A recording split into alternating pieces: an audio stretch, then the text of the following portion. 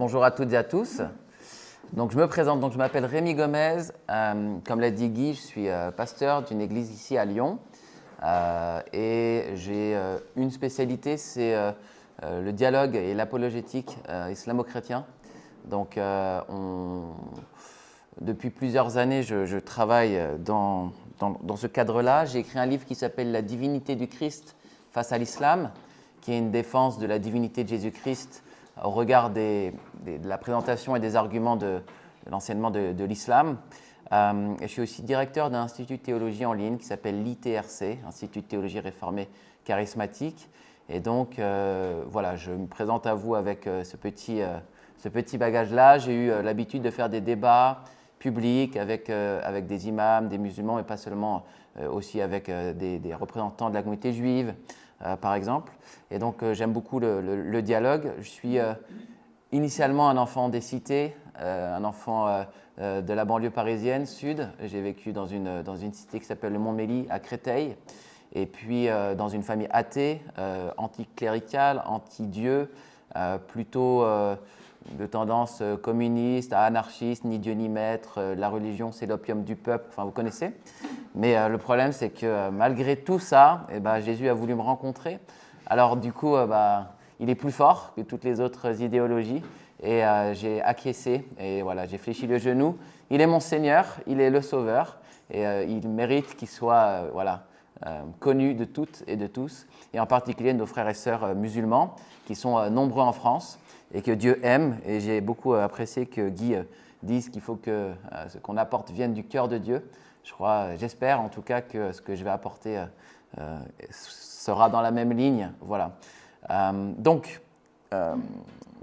J'hésitais sur le support à prendre là parce que je ne voulais pas mettre un écran entre vous et moi, mais je n'arrive pas à voir sur le support que je voulais mon texte qui m'aide au moins, quelques notes qui m'aident au moins à vous parler.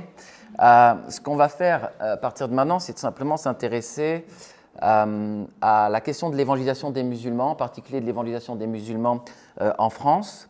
Et j'ai remarqué avec le temps que lorsque on explique un petit peu une démarche d'annonce de l'évangile aux musulmans, que les personnes que nous avons en face, chrétiens, souvent se disent « Ah, ça c'est votre spécialité, ça c'est la spécialité de quelques élus, c'est la spécialité de quelques appelés à ça ». Et je trouve que c'est dommage parce que si c'était le cas, alors il faudrait des spécialistes de l'évangélisation des athées, il faudrait des spécialistes de l'évangélisation des bouddhistes, des spécialistes de l'évangélisation des personnes qui sont dans le New Age, et finalement, personne remplit le rôle.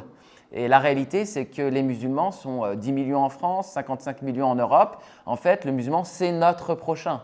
Et Dieu, au travers des paroles du Fils, nous dit d'aller par toutes les nations faire des disciples et sans forcément avoir de critères aussi spécifiants. Et donc, je pense qu'on est toutes et tous appelés à parler à notre prochain musulman sans dire que c'est la spécialité de quelqu'un. Vous portez le témoignage de Jésus-Christ et vous pouvez le porter de manière tout à fait pertinente aux musulmans qui vous entourent sans être forcément un spécialiste. Et j'aimerais aussi dire que j'aime bien aborder la question de l'annonce de l'évangile aux musulmans, non pas en mettant les musulmans dans les cases, mais malgré tout en différenciant, en ayant une sorte de segmentation du type de musulman à qui on parle. En fait, le musulman du quotidien n'est pas forcément exactement le même profil psychologique, émotionnel que le musulman qui s'engage pour le djihad. Et il faut quand même faire des distinctions. Il n'y a pas un musulman, il y a un curseur de la pratique de l'islam. Et donc, je vais vous présenter 4 profils de musulmans que moi je rencontre et que Jésus rencontre. Alors vous allez me dire, mais l'islam n'existait pas au temps de Jésus. Mais tout simplement, le Seigneur est notre exemple, c'est ce qu'a dit Guy, et on s'intéresse à la manière dont il avait, la manière dont il était en interlocution, en dialogue avec les personnes de son temps. Et il me semble personnellement voir dans mon environnement social des musulmans samaritaines, des musulmans nicodèmes, des musulmans pharisiens et des musulmans zélotes. Et je trouve que ces musulmans-là eh bien, Jésus ne leur parle pas de la même manière. Et donc, j'aimerais vous proposer cette entrée en matière pour nous aider à imiter Jésus dans sa manière d'annoncer le royaume. Alors, je parle d'abord des musulmans samaritaines. La Samaritaine, vous connaissez cette femme qui est assise au puits avec le Seigneur. Alors d'abord, vous dire qui sont les Samaritains. Les Samaritains sont un peu des Juifs, mais pas tout à fait des Juifs. Et c'est ça qu'il faut retenir, parce que beaucoup de nos amis musulmans sont un peu comme nous, mais pas tout à fait comme nous, et on peut avoir un repère là. Donc juifs, mais pas tout à fait juifs, vous savez, les Samaritains, c'est un peuple qui a connu une sorte de mélange entre des populations païennes et des populations juives liées aux invasions assyriennes, notamment au VIe siècle avant Jésus-Christ. Ils vont avoir une référence forte à la Torah. D'ailleurs, ils ont un Pentateuque samaritain, donc qui se réfère aux 5 premiers livres de la Bible, mais ils vont mettre de côté les autres révélations, les prophètes, et puis ils ne vont pas adorer au temple comme le faisaient les Juifs, mais ils vont adorer sur une autre montagne, le mont Garizim, et c'est pour ça que dans l'échange avec la Samaritaine, Jésus et la Samaritaine vont parler de ce mont-là. Et puis, il y a eu un schisme entre donc, les Juifs et les non-Juifs, et ils sont vus comme impurs rituellement par les Juifs. De la même manière que les Samaritains vont estimer que les Juifs sont en tort, en quelque sorte, de la même manière, les Juifs ont l'habitude de mettre de côté les Samaritains. Et on va le voir dans le dialogue entre Jésus et la Samaritaine, puisque la Samaritaine est toute étonnée que Jésus, qui est juif, vienne lui parler. Et donc, on a des ressemblances entre Juifs et Samaritains, on a même une histoire commune, mais on a aussi des grandes séparations, des grandes distances, et je crois qu'on peut s'identifier un petit peu aussi dans notre relation avec les musulmans à cet endroit-là. Donc, qui est la femme samaritaine ? C'est une femme du quotidien, une femme qui va chercher l'eau au puits.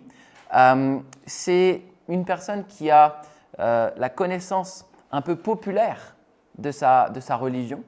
Ce n'est pas une grande théologienne, ce n'est pas une docteure de la loi, c'est quelqu'un qui au quotidien connaît ce que ses pères ont vécu. On va lire le texte.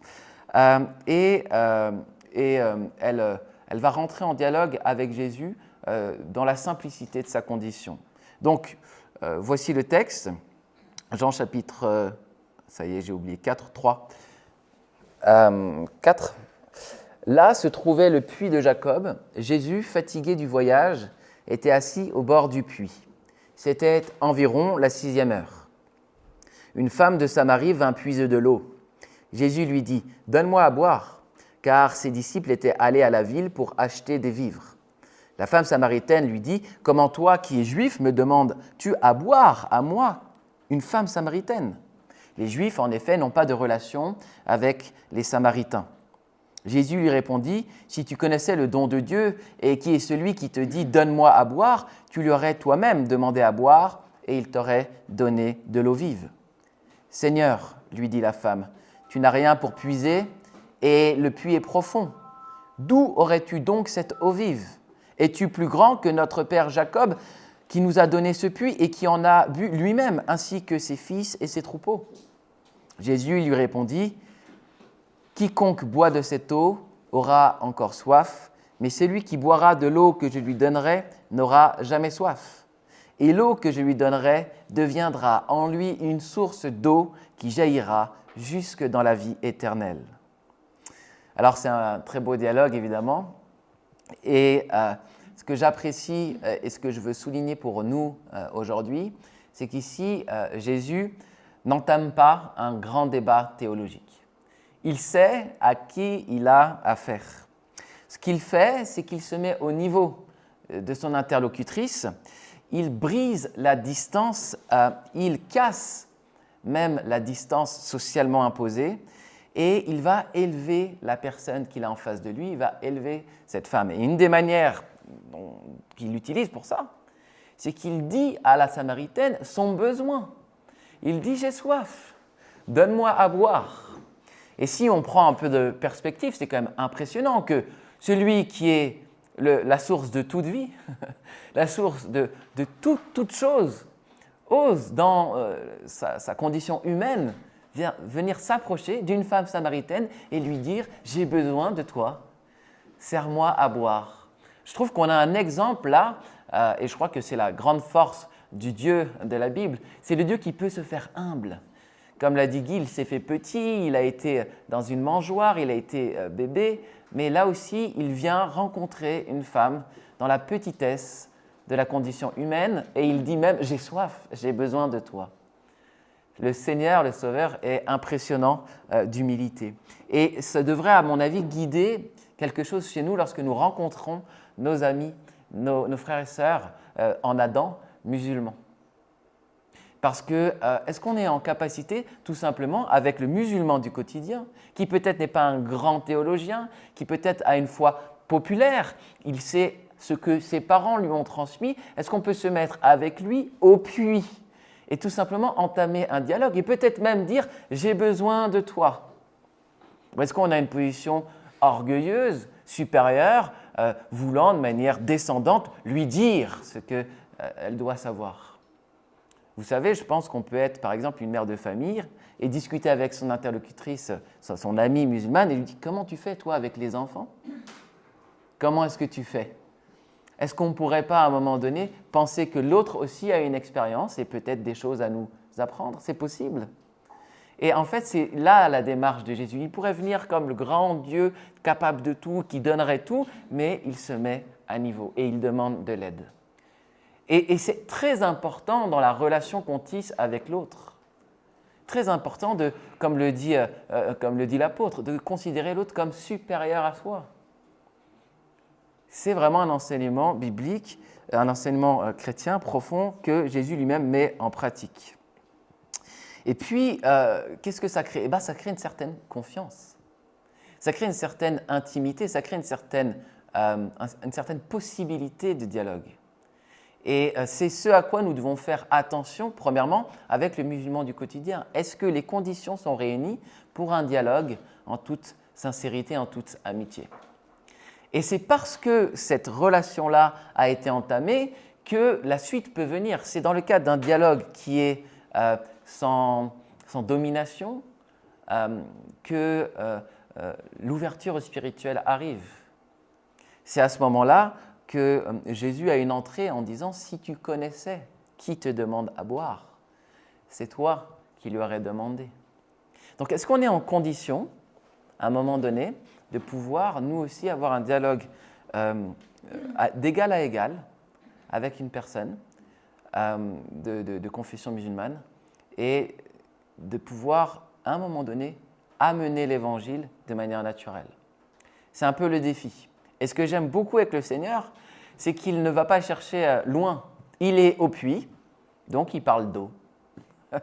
Il est au puits, là, dans la condition de ce qu'elle vit, et donc il lui parle de l'Évangile en parlant de l'eau vive qui doit couler de son cœur.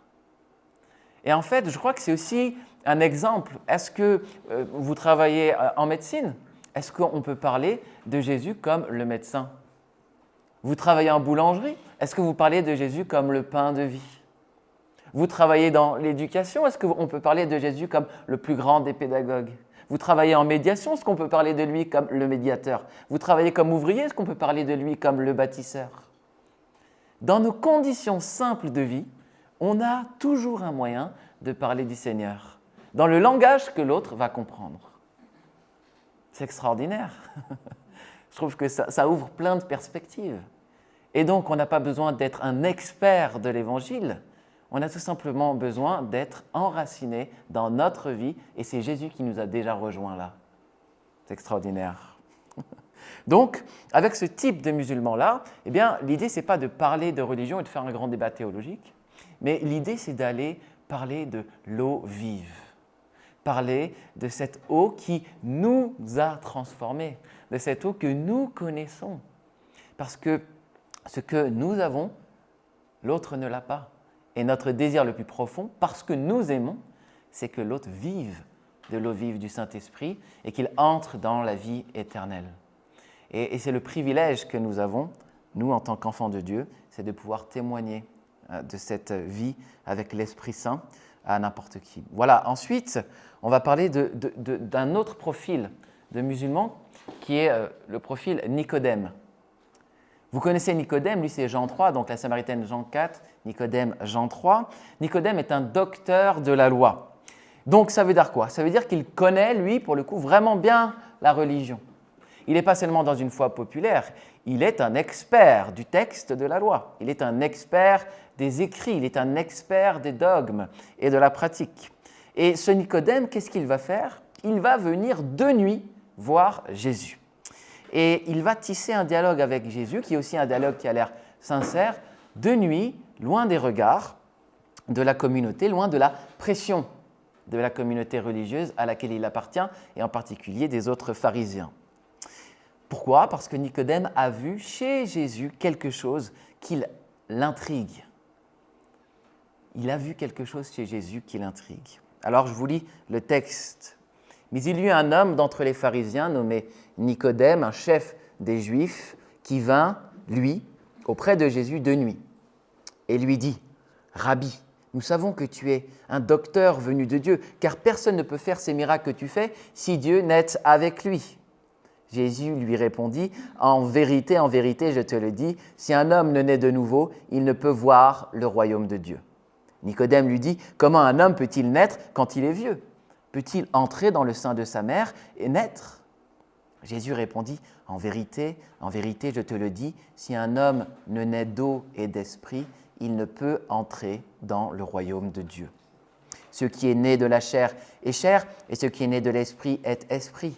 Ne t'étonne pas que je t'ai dit, il faut que vous naissiez de nouveau. Le vent souffle où il veut, et tu entends le bruit, mais tu ne sais d'où il vient, ni où il va. Il en est ainsi de tout homme qui est né de l'esprit. » Nicodème lui dit, « Comment cela peut-il se faire ?» Jésus lui répondit, « Tu es le docteur d'Israël et tu ne sais pas ces choses. En vérité, je te le dis, nous disons ce que nous savons et nous rendons témoignage de ce que nous avons vu, et vous ne recevez pas notre témoignage. Si vous ne croyez pas quand je vous ai parlé des choses terrestres, comment croirez-vous quand je vous parlerai des choses célestes? Personne n'est monté au ciel, si ce n'est celui qui est descendu du ciel, le Fils de l'homme qui est dans le ciel. » Alors là, vous remarquerez qu'encore une fois, alors qu'il est en face d'un grand théologien, en fait, il ne fait pas un grand débat théologique sur la loi. Il ne va pas discuter des articles de la Torah, des 565, les 613 prescriptions des commandements de la loi, positifs et négatifs. Il ne va pas forcément discuter de ça. Il va parler tout à fait d'autre chose. Moi, je pense que Jésus sait où en est Nicodème. Nicodème a vu chez Jésus quelque chose. Nul ne peut faire les miracles que tu fais s'il ne vient de Dieu. Qu'est-ce qui a intrigué Nicodème? Ce qui a intrigué Nicodème, ce sont les miracles que Jésus fait. L'expression d'une puissance, l'expression d'une réalité divine surnaturelle qui s'impose dans le réel. Ce Jésus-là n'est pas seulement un discoureur, il est accompagné par les signes et les prodiges, qui d'ailleurs sont les signes et les prodiges qui devaient accompagner le Messie, par exemple dans le prophète Ésaïe, au chapitre 61, ou au chapitre 35, ou au chapitre 42, ces miracles qui devaient accompagner le Messie. Il y a quelque chose que tu fais qui sort de l'ordinaire, qui n'est pas comme les autres scribes et les autres pharisiens qui simplement se contentent d'enseigner. Et donc il est attiré par quelque chose d'autre. Et Jésus sait ça. Et donc il ne va pas faire un grand débat sur la loi, mais il va lui parler de la nouvelle naissance. Il va lui parler de la puissance d'en haut. Et pourquoi ça nous parle dans notre évangélisation des musulmans? Parce que souvent nous rencontrons des musulmans qui, eux, connaissent leur religion. Ils connaissent le texte du Coran. Parfois, ils ont fait l'école coranique. Ils sont versés dans la loi. Alors, pas forcément la Torah, dans la charia, mais dans cette charia qu'ils connaissent et qu'ils vivent de manière très rigoriste, parfois, un peu comme les pharisiens. Quelle doit être notre façon de les aborder? Est-ce que c'est de faire un grand débat sur la loi? Peut-être pas. Si on écoute ce que Christ fait, c'est peut-être plutôt de les diriger vers cette expérience vive de la nouvelle naissance, encore une fois, qu'ils n'ont pas vécue. Parce que les témoignages que nous recevons de beaucoup de musulmans qui ont été longtemps dans la religion, c'est qu'en réalité, ils en ont soupé de la loi. que le plafond de verre entre Dieu et eux, ils le ressentent encore plus fortement qu'ils pratiquent la religion. Tous les jours, je me mets à faire la salate, tous les jours, je fais mes invocations, j'ai fait le pèlerinage, j'ai fait tout ce que je devais faire, mais où est Dieu? Et c'est assez impressionnant parce que Jésus, encore une fois, nous guide à ce moment-là. J'ai plein d'exemples comme ça. Je pense à un homme qui était entre un Nicodème et un zélote, et un djihadiste, si vous voulez, qui était un ami à moi, qui a d'ailleurs été fiché S et qui était en prison, et qui avait cette discussion avec moi un jour. Je lui ai dit, mais je ne vais pas dire son prénom, mais je lui ai dit, c'est un prénom français, c'est un converti. Je crois que tu as besoin de l'Esprit Saint. Je crois que tu as besoin de cette nouvelle naissance. Et c'était assez marrant parce que celui-là m'a dit « Mais moi, je suis déjà né de nouveau. » Alors ça m'a fait rire parce qu'il ne pouvait pas accepter l'enseignement. Il fallait que l'islam soit supérieur quoi qu'il arrive. Et il est allé jusqu'à dire quelque chose qui ne fait pas partie du dogme musulman pour pouvoir me tenir dans le dialogue. Je dis « Non, vraiment, tu as besoin de faire cette expérience vive et tu as besoin de naître de nouveau. » Et on ne peut naître de nouveau qu'en acceptant Jésus comme Seigneur et Sauveur. Ce n'est pas possible autrement. Mais on est allé au bout d'un dialogue et jusqu'au bout du dialogue où la nouvelle naissance était là, le point final. Alors bien sûr, on a discuté autour de ce que voulait dire naître de nouveau après. Et je lui ai vraiment donné mon témoignage de la nouvelle naissance. Et c'est ça que j'aimerais vous dire, c'est que si vous avez vécu cette nouvelle naissance, et si vous dites dans le secret de votre cœur « Abba, Père » à Dieu, vous êtes né de nouveau. Hein? Jésus dit, celui qui est né de l'Esprit, c'est celui qui dit « Papa », qui a reçu l'Esprit d'adoption. Si au fond de vous, vous avez vécu cette nouvelle naissance et que Dieu est votre Père, alors vous avez quelque chose qu'aucun musulman n'a. Aucun. Allez demander à un musulman si Dieu est son Père, il vous dira « Non, astaghfirullah ». Jamais de la vie. Dieu n'est pas Père. Ils peuvent être des serviteurs de Dieu, mais ils ne peuvent pas être des enfants de Dieu. Et moi, lorsque je leur pose la question, mais quel est le plus grand héritage dans l'islam? Ah, nous serons des rapprochés d'Allah. Je dis, d'accord, alors toi, tu es le voisin, mais moi, j'ouvre le frigo. C'est bien, tu es un rapproché d'Allah, mais à ceux qui l'ont reçu, cette parole de Dieu, dans le prologue de Jean, elle a donné le pouvoir d'être enfant de Dieu.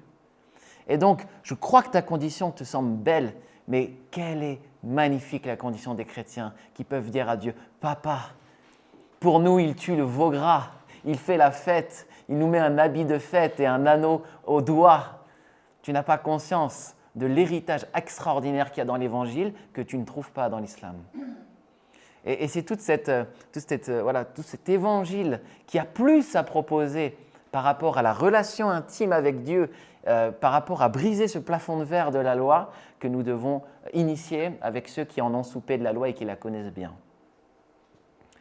Est-ce que ça va? Est-ce que ça donne des pistes? C'est utile? Ok. Un troisième profil, c'est le profil des pharisiens et des sadducéens. Alors, vous savez, les pharisiens et les sadducéens, il y a ceux qui sont comme Nicodème, qui viennent voir Jésus de nuit, et puis il y a ceux qui sont des ennemis franchement en face de lui, en face de Jésus. Ce sont des docteurs de la loi qui paraissent scrupuleux dans l'application des commandements, dans l'application aussi de leur tradition. Ils sont centrés sur la pratique et aussi sur l'enseignement thoraïque, en particulier à la synagogue. C'est ce qu'ils sont au 1er siècle, au temps de Jésus. Et Jésus les accuse souvent de faire porter un lourd fardeau au peuple, un fardeau religieux qu'eux-mêmes ne portent pas. Peu d'entre eux reconnaissent Jésus comme Messie. Et les Sadducéens, de leur côté, c'est plutôt l'aristocratie juive qui est attachée au service du temple. C'est un peu la noblesse juive. Donc on a les légalistes, les gens très scrupuleux dans la pratique des commandements, et puis on a l'aristocratie qui sont d'ailleurs attachés à leur privilège de chef du peuple. Et donc on va regarder juste quelques éléments. Par exemple, dans Matthieu 22 et Matthieu 23, ces deux chapitres, Jésus est assez dur avec les pharisiens. Donc Matthieu 22, contrairement aux deux autres profils, eh bien, c'est un débat théologique qui s'engage. Avec Nicodème et avec la Samaritaine, il n'entrait pas dans la confrontation, et en tout cas dans la confrontation d'arguments, ou la confrontation d'explication du texte dans le sens vraiment, on va dire viril des choses.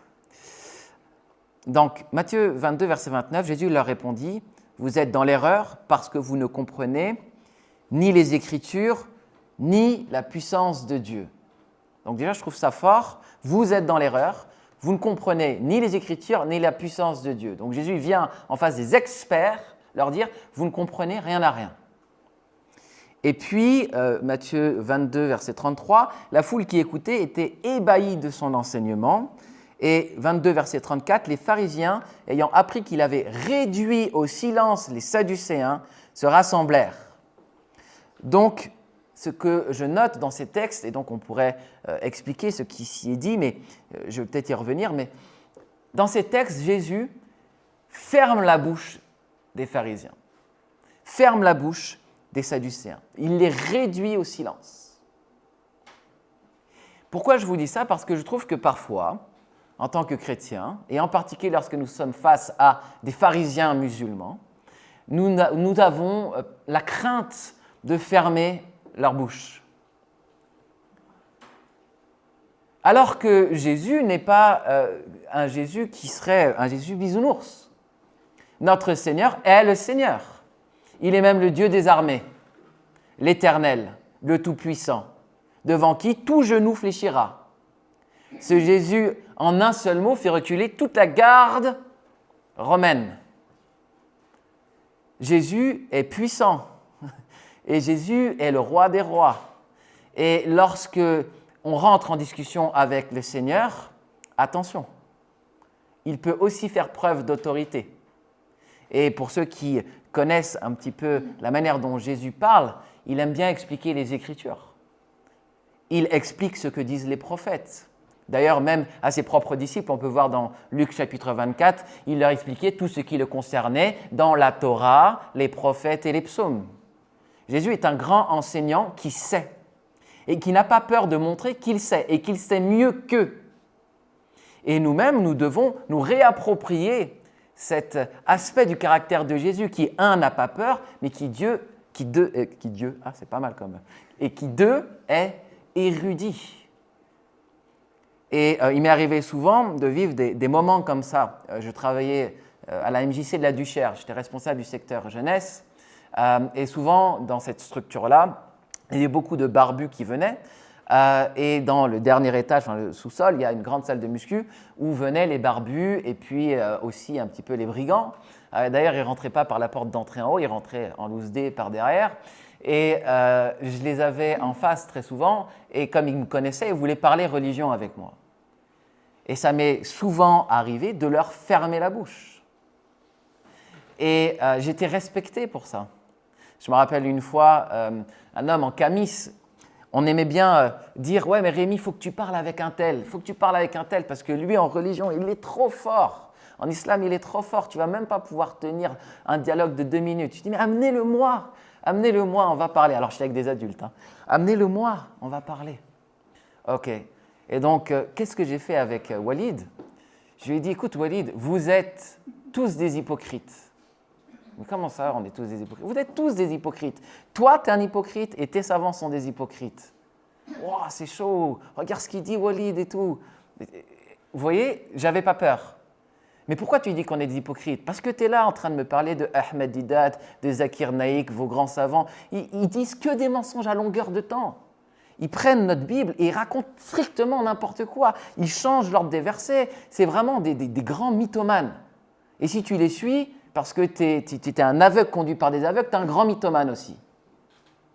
Ah ouais, bah vas-y, prouve-moi qu'ils ont menti. Je lui dis, si je te prouve qu'ils ont menti, devant là, toute la salle de muscu, tu vas dire que c'est un mytho. On est OK ? D'accord. Alors je prends la vidéo de tel savant et je montre, il a menti là, regarde. T'as vu, c'est pas ce que dit le verset. Il a menti là, t'as vu, c'est pas ce que dit le verset. Il a menti là, t'as vu ce que pas dit le verset. Et avec ma Bible en main sur mon téléphone, je lui montre des mensonges. Je lui dis, alors il a menti ou pas ? Il a dit, je suis obligé de dire qu'il a menti, c'est vrai. Et vous savez, c'est au moment où, face à un pharisien, on fait ça, que naissent des Nicodèmes. Les Nicodèmes sont ces gens qui viennent de nuit voir Jésus. Que se passait-il après ce type de dialogue? Eh bien, il y avait d'autres musulmans, peut-être moins érudits pour le coup, qui venaient me voir. « Rémi, ce que tu as dit tout à l'heure à Walid, tu peux m'expliquer un petit peu plus ?» Loin de la pression de la communauté, il y a beaucoup de salafistes à la Duche. Donc, loin de la pression de la communauté, ils venaient me voir de nuit.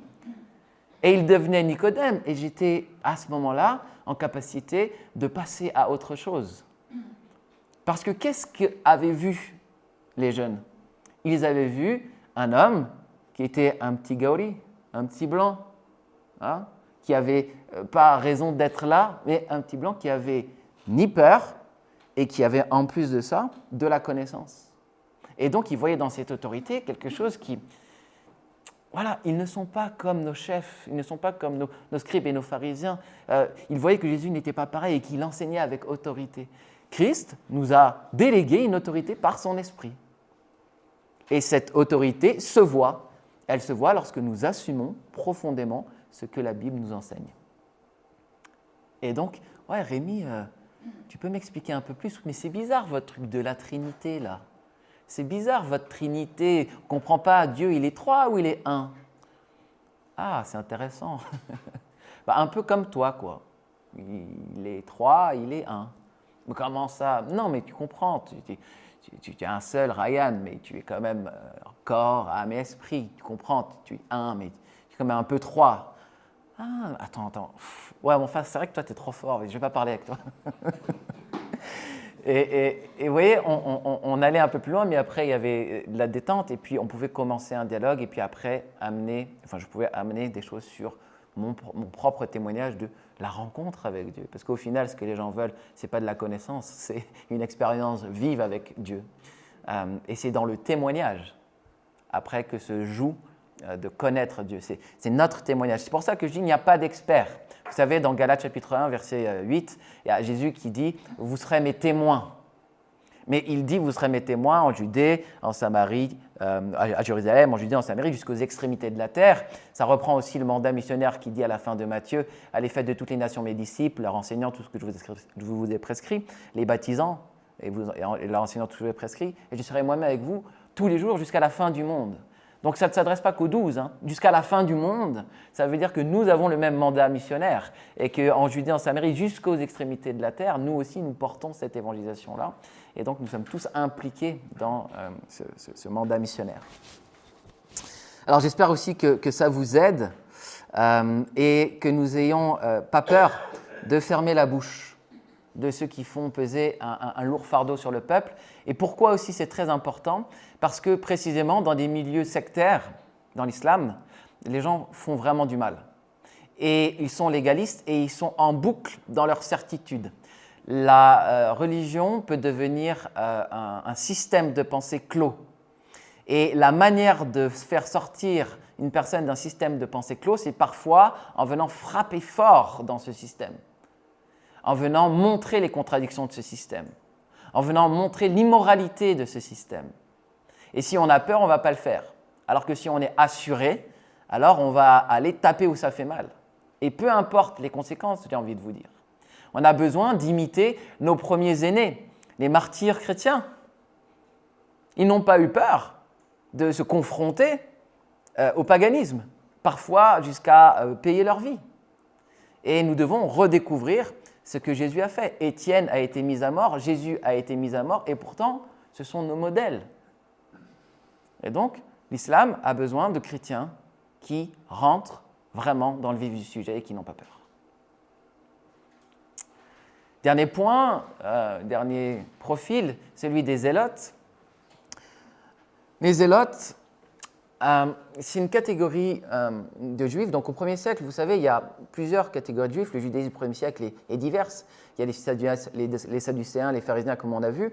On a des Esséniens, qui sont plutôt en retrait, des mystiques. On va retrouver un petit peu trace d'eux dans la communauté de Qumran. On a aussi des zélotes qui, eux, sont, si vous voulez, des nationalistes juifs qui ont un peu la dague à la ceinture et qui sont prêts même à user de la violence pour virer le Romain d'Israël. Ils sont très intéressés par la pureté rituelle du territoire. Dieu a donné une terre sainte qui doit être purifiée du paganisme, purifiée de l'idolâtrie. Et ils aimeraient chasser de ce territoire l'envahisseur romain. Et ce courant, il naît entre les deux testaments. Vous pouvez voir ça dans les écrits des Maccabées, par exemple. On voit les Judas Maccabée et toute sa famille qui ont un peu cet élan de libération. Et on va retrouver donc des zélotes dans l'Évangile. En fait, on en retrouve même dans les 12. Hein, on ne se rappelle pas toujours ça, mais parmi les 12 que Jésus choisit, il y a Judas le zélote. Donc Jésus a un zélote. Et ce qui est marrant, c'est que dans son équipe, il a un zélote, et dans son équipe, il a Matthieu qui est collecteur d'impôts pour les Romains. Et donc ça devait parfois friter entre eux. Hein, mais ça, c'est comme ça que Jésus fait une équipe.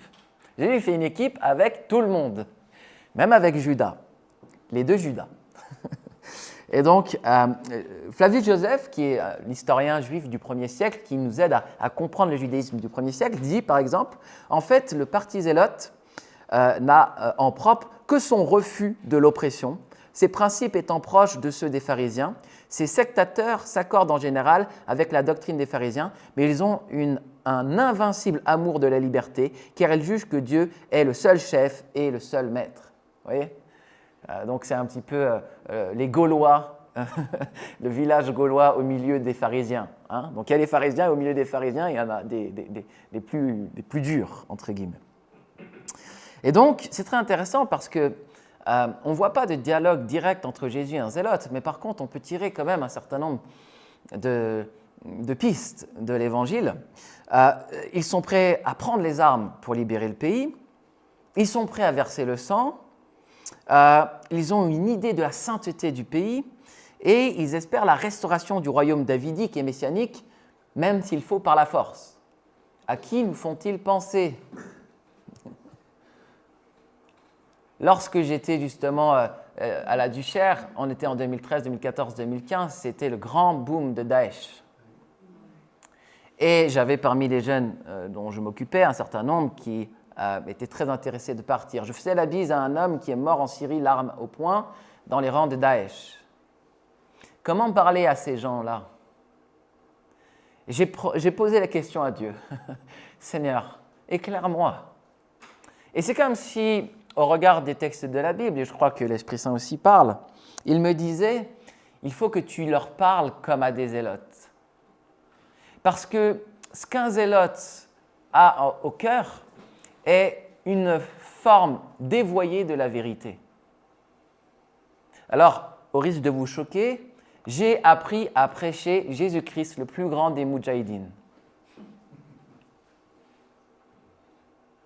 Parce que, je vous prends un exemple. Une fois, j'étais à la gare Pardieu, ici, à Lyon, et puis je fais de l'évangélisation de rue avec mes amis, et puis on rencontre un homme bien habillé, costard, algérien, la cinquantaine, beau sous tout rapport. On commence à discuter avec lui, et puis on se rend compte que très rapidement, il nous dit « S'il faut, je meurs en martyr pour l'islam, et je ferai le djihad. » Ah, d'accord. Cher monsieur, je crois comprendre ce que vous voulez dire. En fait, vous trouvez que ce monde est corrompu, vous trouvez que le monde est rempli de péchés et vous aimeriez que le monde soit sous l'autorité des lois divines. Exactement. Amen. Moi aussi. J'aimerais que ce monde soit sans péché et que soit la loi de Dieu, qui, je vous le rappelle quand même, est une loi d'amour, soit celle qui régit ce monde.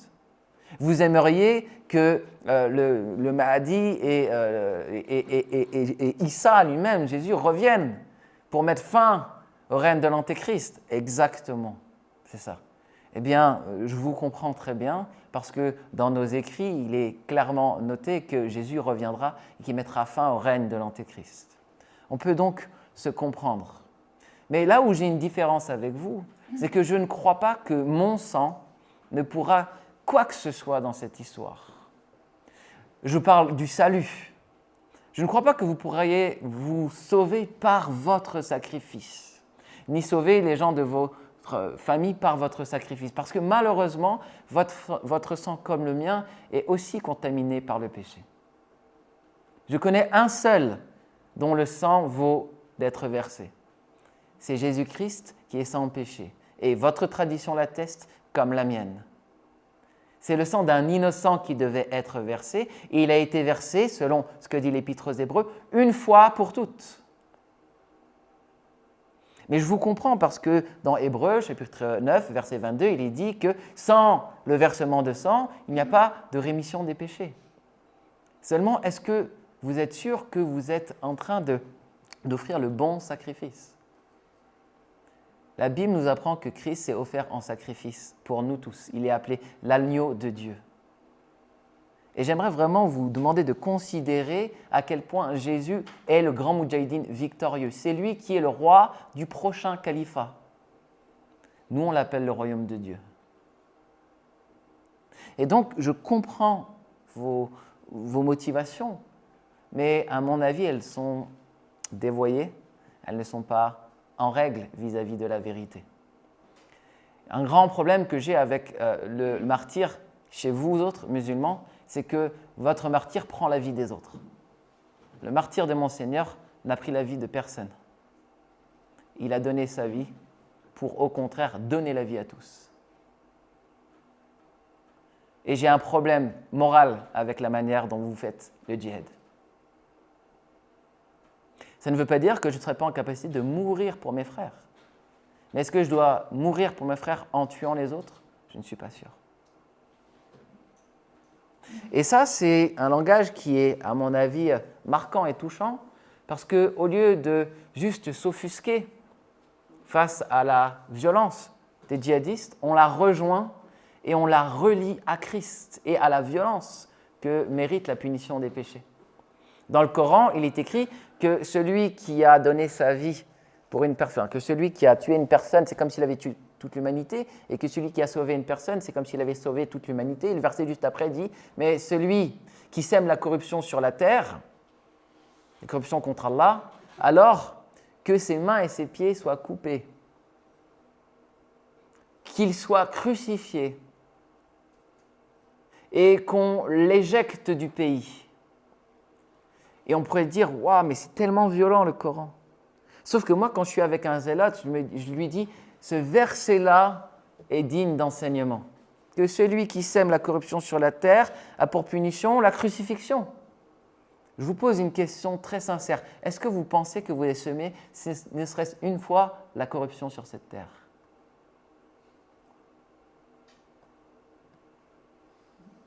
Moi, oui. Et vous savez quelle est la punition que j'aurais dû mériter ? La crucifixion. Mais vous savez quoi ? Dieu, dans sa bonté, a envoyé son Fils pour être crucifié à ma place.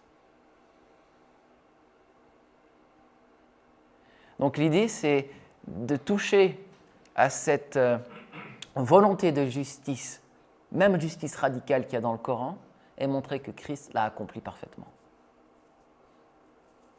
Il me semble qu'il y a une voie, un chemin pour rejoindre le djihadisme.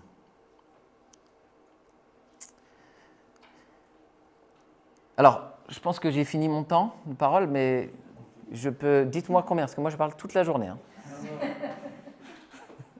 Simplement, c'est à quelle heure tu dois aller chercher le frère. C'est bon ? Quand j'ai fini. Bon, alors vas-y. Combien ? Dis-moi juste un temps. 5-10 minutes, ok.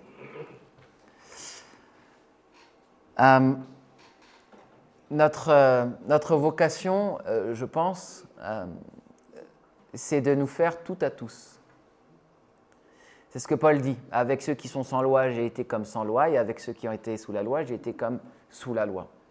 Et je trouve que cette présentation où nous prenons le temps de voir qui nous avons en face respecte cette prescription de l'Évangile de nous faire tout à tous. Et donc, ça demande une écoute et une observation. Ai-je en face de moi une Samaritaine ? Et si oui, vais-je la brusquer ? Non. Vais-je rentrer dans l'art comme je le ferais avec un pharisien ? Non, surtout pas. Parce que je vais perdre cette personne. Ce n'est pas ce dont elle a besoin. Elle a besoin de mon amour, de ma considération. Elle a besoin d'une présence active, d'une écoute active. et que je puisse ensuite lui dire que j'ai en moi et pour elle une eau vive. De même, si un pharisien qui en a soupé de la loi voit chez vous quelque chose d'autre, il vous fait un honneur. Parlez-lui vraiment de la nouvelle naissance, c'est ce dont il a besoin à ce moment-là. Vous avez un pharisien qui fait porter de lourds fardeaux, un musulman dur, soyez dur. Apprenez à être dur. Jamais je n'ai eu de problème quand j'ai été dur avec des gens durs. C'est contre-intuitif, mais les violents respectent la violence. En fait, même en non-violence, pour ceux qui ont connu la communication non-violente, parler violemment à quelqu'un est parfois la meilleure manière. Ouais, mais ça m'énerve quand ils font ça. Mais moi aussi, ça m'énerve. On est au même niveau. C'est hyper intéressant. Quand les jeunes sont venus après les attentats de Charlie Hebdo me voir en disant « Ouais, mais ils l'ont mérité !» J'ai dit « Mais comment ça, ils l'ont mérité ?»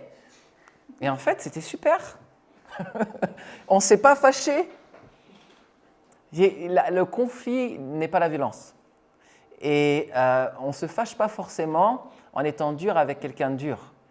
Ouais, mais aussi là, avec leur caricature. Je dis, ouais, si t'es venu à la lycée pour me dire qu'ils ont le droit de tuer des gens, tu peux te casser direct. Rémi, là, qu'est-ce qui t'arrive? C'est pas pédagogique, ça, c'est pas très éducatif. Mais si. Parce que pour faire redescendre l'autre, parfois, il faut accepter un même niveau de scolaire, en quelque sorte. Et ensuite, dire, ah, mais vas-y, ouais, mais pourquoi tu dis ça? Tu es en train de me dire que ton Dieu, si on fait un dessein contre lui, il a besoin d'être vengé par des hommes. Et je dis, c'est quoi ce Dieu-là? Ton Dieu, il a besoin de vous pour vous venger sur un dessein. C'est ça que tu es en train de me dire. Donc moi, j'ai un petit peu du mal. Et je lui dis même, ça me pose question, je lui dis, dis-moi les plus grands péchés en islam. Un des plus grands péchés, c'est ça, et c'est l'orgueil. Ah, d'accord. Donc, quand vous mettez à mort des gens pour faire un dessein, est-ce que vous ne prenez pas un peu pour Dieu qui décide de la vie et de la mort? Ça, vu que sous cet angle, et ça, c'est pas de l'orgueil? Tu me fais réfléchir, Rémi. Je lui dis, vous êtes tous là en train d'être fans de Daesh. Même dans votre religion, un califat, il ne s'initie même pas comme ça. Il faut qu'il y ait des grandes universités, des grands savants qui se réunissent, au moins 5, et qui disent « un tel est le calife ». J'ai dit « tu penses que Daesh, il a fait ça? Tu penses que Al-Qaïda, ils ont fait ça ?» Ah, c'est vrai ça, c'est une vraie règle. Je dis « découvre et connais ta religion déjà, parce que vous allez vous faire avoir par des gourous du net, et puis vous allez partir bille en tête croyant qu'ils ont raison, alors que selon même votre propre religion, c'est pas comme ça qu'on fait. C'est les salafs qui, dans la cité, viennent vous dire, eux, c'est même pas des vrais musulmans. Vos propres religieux qui sont versés dans l'écriture, qui sont soi-disant des enseignants pour vous, qui se disent salafis et tout, ils disent, eux, c'est des khawarij, c'est une secte de l'islam qui a commencé au 1er siècle, c'est même pas des vrais musulmans. Et vous voulez les suivre, vous, qui n'avez même pas lu le Coran pour les nuls. Ah, t'es dur. Ah, je suis dur, mais vas-y. Ça se trouve, je connais mieux le Coran que toi. Tu l'as lu entièrement une fois le Coran? Non, j'avoue. Moi, oui. Ah, d'accord. Être dur n'est pas forcément être méchant. Être dur n'est pas forcément être en dehors de l'amour. Quand Christ est dur lorsqu'il soulève les tables des marchands du temple, ça ne contredit pas son attribut d'amour. La colère et l'amour en Dieu font un. Parce que la colère de Dieu, elle n'est pas contre le bien, elle est contre le mal. On a le droit d'haïr dans la Bible, vous le saviez? On a le droit d'haïr le mal. On a le droit d'haïr le péché. Et ça ne va pas contre l'amour, c'est une des expressions de l'amour. L'amour déteste le mal. Donc, j'aimerais dire, n'ayons pas peur d'embrasser aussi cette voie-là. Et puis, comme je vous l'ai dit, face aux zélotes, ayons une théologie du sang. Ayons une théologie du sang et connaissons la théologie biblique du sang. Parce que la théologie biblique du sang, encore une fois, est liée à l'amour. C'est par amour. que Dieu a donné son Fils unique afin que quiconque croit ne périsse pas et ait la vie éternelle. À côté de cette présentation-là, si j'avais 4-5 heures devant moi, je vous aurais parlé de la fleur du témoignage, qui est une petite méthode qui consiste à dire notre témoignage est comme une fleur, il y a un bouton central, c'est ce que j'ai vécu avec Jésus. Chacun d'entre vous peut dire ce qu'il a vécu avec Jésus, et vous n'avez pas besoin d'être un expert pour ça, et c'est en tant que témoin que Jésus nous a envoyés. Maintenant, si vous voulez enrichir votre témoignage, vous pouvez mettre des pétales autour, et un des pétales, c'est la connaissance de la Bible. Si vous connaissez la parole de Dieu, vous serez plus efficace dans l'annonce de l'évangile aux musulmans. Un autre pétale, c'est la connaissance du Coran. Si vous voulez être plus pertinent, eh bien, il faut connaître l'islam. Si vous voulez être encore plus pertinent, vous pouvez ajouter d'autres pétales. Un des pétales que nous utilisons, c'est la convivialité. Pourquoi ? Parce que, comme avec la Samaritaine, il faut qu'il y ait un climat de confiance. Quand Jésus, dans Luc, chapitre 10, envoie les 70 disciples 2 par 2, il les envoie en disant « Trouvez un homme de paix, priez pour cet homme de paix, puis s'il vous fait rentrer, mangez avec lui. » Mangez avec lui. Puis après avoir mangé, guérissez les malades. Et enfin, annoncez le royaume. C'est tout l'inverse qu'on fait. Nous, on veut annoncer le royaume très vite, on n'a pas pris le temps de manger. On n'a pas pris le temps de guérir. Il faut installer cette convivialité, cette amitié, et au milieu de cette relation-là, on va pouvoir annoncer le royaume. Donc, le Coran, la Bible, la convivialité, et puis finalement, ce que nous, on utilise, parce qu'on voit Jésus utiliser ça, eh bien, c'est des paraboles. Vous savez, il y a des cultures qui sont extrêmement logico-mathématiques, mais il y a aussi des cultures du récit. Et beaucoup, dans le pays musulman, on est dans aussi de la culture du récit. Dans les pays sémitiques, on est dans la culture du récit. Donc, au lieu de dire, bon, alors la substitution pénale, c'est la doctrine qui explique que, on ne va pas se comprendre. Donc, on va plutôt raconter une petite histoire. Alors, je vais t'expliquer comment ça se fait que Jésus a pris notre péché, parce que les musulmans ne comprennent pas ça. Ils pensent que chacun paye pour son péché et que ce n'est pas normal qu'un innocent a pris notre place. Et donc, on va avoir une petite parabole pour expliquer. Imagine que toi, tu dois aller à l'aéroport. Et pour passer à l'aéroport, si tu as du fer sur toi, ça va sonner, tu ne vas pas pouvoir rentrer. C'est vrai ? Ah oui, c'est vrai. Bon. Alors, il faut que tu déposes ce fer-là, mais il faut le déposer quelque part, il faut bien que quelqu'un le traite pour que tu passes. Et c'est ce que Jésus il fait. En fait, il prend sur lui ce qui t'empêchait de passer, le péché, pour que tu puisses entrer dans cet endroit qui t'était interdit jusque-là, la vie éternelle.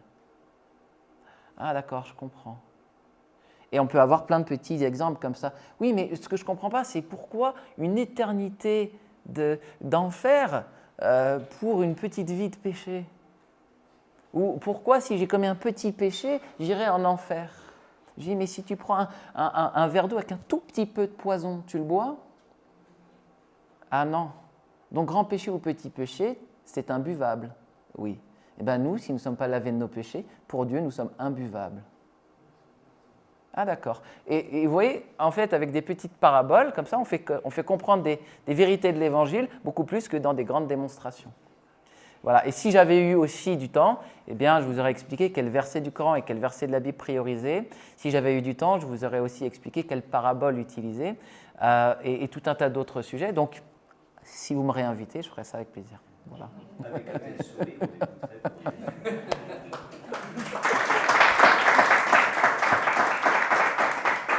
Merci.